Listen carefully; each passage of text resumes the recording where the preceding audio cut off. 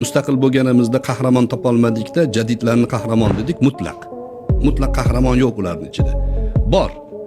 Ya'ni ularni tilga bo'lgan, adabiyotga bo'lgan, tariximizga bo'lgan, mustaqilligimizga bo'lgan, ta'lim sistemasini yangilashga bo'lgan usullari, uslublari hammasi olqishlaydigan ish. Lekin ular ichida josuslar bo'lgan. Jadidlik harakatini bizdagi namoyandalarini imomi boshi Gasprinskiy bo'lgan. Gasparali Turk sultonligiga muxolif bo'lgan Jon Turklarning a'zosi bo'lgan. Jon Turklar bu Yevropaga sotilgan, o'zini millatiga qarshi chiqqan odamlar bo'lgan. O'sha g'oyani bizga tiqishgan keyin.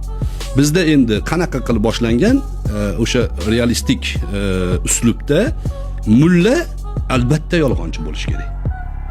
Unga qarshi albatta jadid bo'lish kerak degan g'oya bilan olib kelishgan. Aslida unaqa emas. Mehrobdan Chayonda ham shu narsalar biroz sezilmaydimi? Abdulla Qodiriyni maqtovlik asarlari ko'p, tanqid qilinadigan asarlari undan ko'p.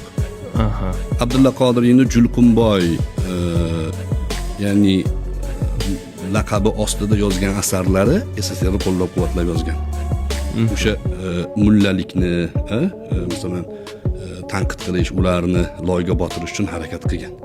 Men ustozimiz Shayx Muhammad Sodiq Muhammad Yusufdan so'raganman.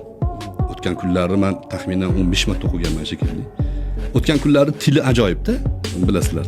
Men 2 bet o'qishga qo'rqaman. O'qisam oxirgacha o'qish kerak-da. Tortib ketadi. Hazratdan so'raganman, Abdulla Qodiriyga rosa olqishlar bo'layotgan paytda. Hazrat nimaga Abdulla Qodiriy o'tgan kunlarda Otabekni kumush otasi haydab yuboradi-yu, talahati kelgandan keyin. Ichkariga kirib olib, aroq ichib, ayrilish kuyini chaling deb o'tiradi-yu, sharob keltiring deb. Nimaga shunaqa desam, menga kulib qaraganlar. Siz Abdulla Qodiriyni boshqa asarlarini o'qiganmisiz deganlar.